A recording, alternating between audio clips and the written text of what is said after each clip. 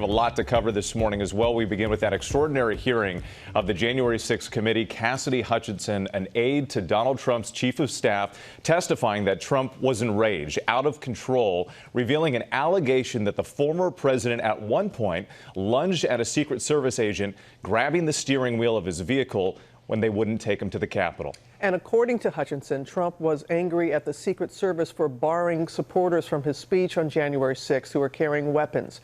Our senior White House correspondent Mary Bruce is tracking all the latest. And Mary, the former president, already pushing back on this testimony. Good morning.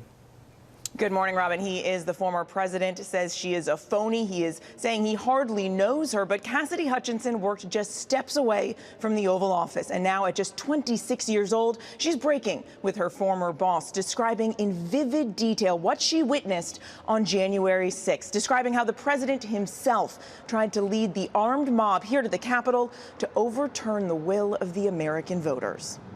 Under oath, Cassidy Hutchinson, a top White House aide, painted a chilling picture, detailing how the president wanted to go to the Capitol himself on January 6th, something she said she learned from Trump's lawyer, Rudy Giuliani, 4 days before the attack. He looked at me and said something to the effect of, "Cass, are you excited for the 6th? It's going to be a great day. The president's going to be there. He's going to look powerful." Confused, she said she went and talked with her boss, Trump's chief of staff, Mark Meadows. He didn't look up from his phone and said something to the effect of, "There's a lot going on, Cass, but I don't know. Things might get real bad on January 6th.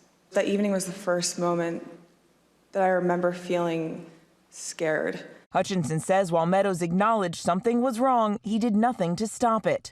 Even when on the morning of January 6th, the White House learned that some of Trump's supporters were armed. I got 3 men walking down the street in fatigue while carrying AR-15, copy at 14th and Independence. As the president prepared to deliver his remarks, Hutchinson was backstage. She says Trump was angry that more of the crowd wasn't being allowed into the secure area. She said Trump demanded that the Secret Service remove the metal detectors because he wasn't the target. I overheard the president say something to the effect of, I don't effing care that they have weapons. They're not here to hurt me. Take the effing mags away. Let my people in. They can march to the Capitol from here. The president then telling the crowd he would march with them. We're going to walk down and I'll be there with you. Something the Secret Service and White House counsel Pat Cipollone insisted Trump could not do. Mr. Cipollone said something to the effect of, "Please make sure we don't go up to the Capitol, Cassidy. Keep in touch with me.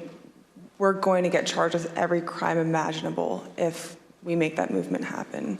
But she says the president wouldn't hear it. When he finished speaking and got in the motorcade, she says Trump expected to join his supporters. But Hutchinson says lead Secret Service agent Robert Engel refused, saying it wasn't safe. Hutchinson says she saw Engel and Deputy Chief of Staff Tony Ornato shortly after they returned to the White House, describing Engel as looking discombobulated and lost. The president said something to the effect of, "I'm the effing president. Take me up to the Capitol now." To which Bobby responded, "Sir, we have to go back to the West Wing." The president reached up towards the front of the vehicle to grab at the steering wheel. Mr. Engel grabbed his arm, said, "Sir, you need to take your hand off the steering wheel.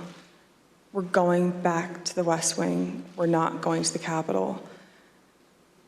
Mr. Trump then used his free hand to lunge towards Bobby Engel, and when Mr. Ornato had recounted this story to me, he had motioned towards his clavicles. Hutchinson said it wasn't the first time the president exploded in rage, describing the ketchup she saw dripping down the wall after Trump learned his Attorney General Bill Barr had publicly rejected Trump's false claims of election fraud. The valet had articulated that the president was extremely angry at the Attorney General's AP interview and had thrown his lunch against the wall. As Trump's supporters reached the Capitol on January 6th and violently forced their way inside, she says the chief of staff initially did nothing.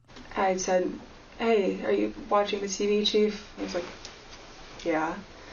"The rioters are getting really close. Have you talked to the president?" He said, "No, he wants to be alone right now." Hutchinson said Cipollone finally got Meadows' attention. Something to the effect of, "Mark, something needs to be done or people are going to die and the blood's going to be on your effing hands."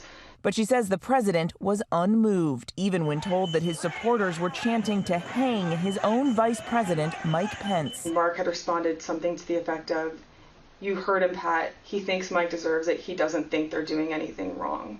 Instead, Trump sent a tweet condemning Pence, writing he didn't have the courage to do what was necessary. It was unpatriotic. It was un-American. We were watching the Capitol building get defaced over a lie.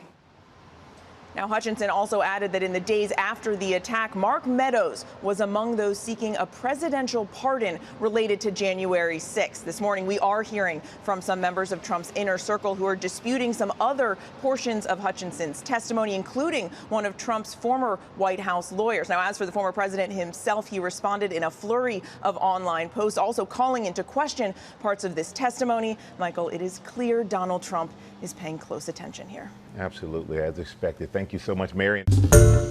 Hi, everyone. George Stephanopoulos here. Thanks for checking out the ABC News YouTube channel. If you'd like to get more videos, show highlights, and watch live event coverage, click on the right over here to subscribe to our channel. And don't forget to download the ABC News app for breaking news alerts. Thanks for watching.